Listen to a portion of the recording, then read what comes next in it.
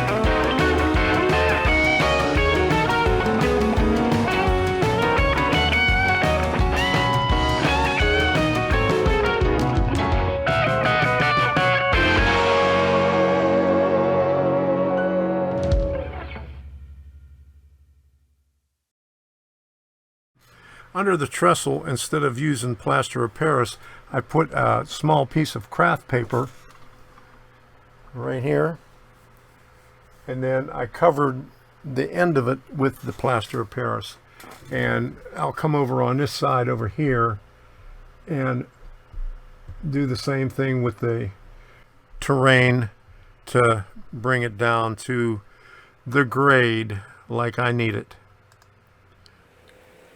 I put the cardboard lattice framework on the opposite side of the trestle. Now I'm ready to put the wet paper towels down and then the plaster cloth on top of it. So I'm over here right now. Let me scoot on over there.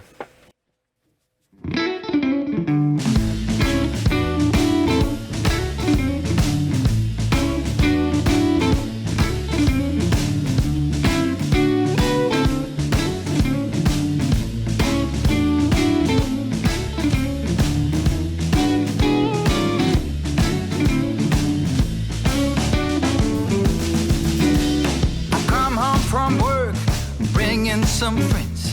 Why did such a thing make you uptight and tense? You're high-strung, babe. You're high-strung, babe. And a high-strung woman makes for a high-strung man. I go out at night for a drink or two. It seems somehow that bothers you. You're high-strung, babe. High-strung, babe.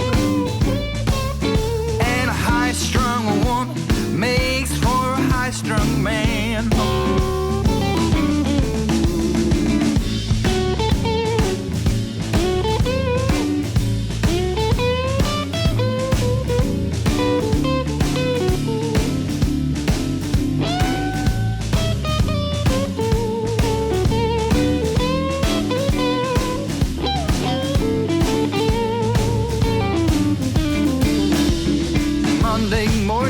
Might oversleep some. You act up, say I'm lazy and a bum. You're high-strung, babe. You're high-strung, baby. And a high-strung woman makes for a high-strung man. All right now.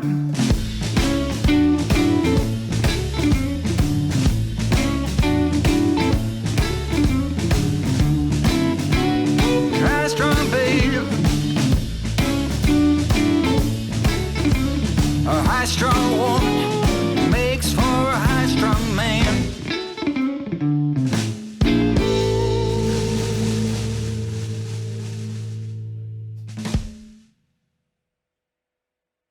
Now it's time to paint. I moved these DPM buildings from the very beginning that was up front because they were just a little bit too bulky and out of place, and I moved them towards the back,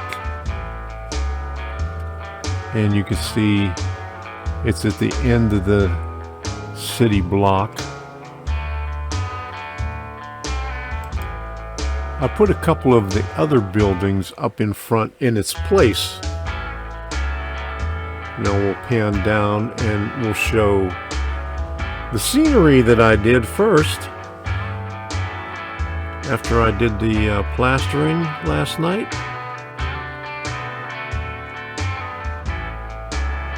I kept darnels there, but I used these two, the Pine Creek and then the Macmillan paint that I built a few months ago to fill in. Now here's an overall view of the scene with the curved trestle in there with Macmillan Paint Works and then the Pine Creek Paint Company. And the scenery that I just did is still a little bit wet, but you know, we'll get through it. I haven't put the stone wall up yet, and I still have to ballast the tracks. But here's where we are right now. Well, I still have a lot of work to do on this, but it's starting to look a little bit better. I'm going right where the Pine Creek is. I'm going to have that as a dirt road back in that area, back in there. And we'll put some trees in there and everything else and make it look presentable. So until the next time, we'll see you and have fun with whatever you're doing. Bye.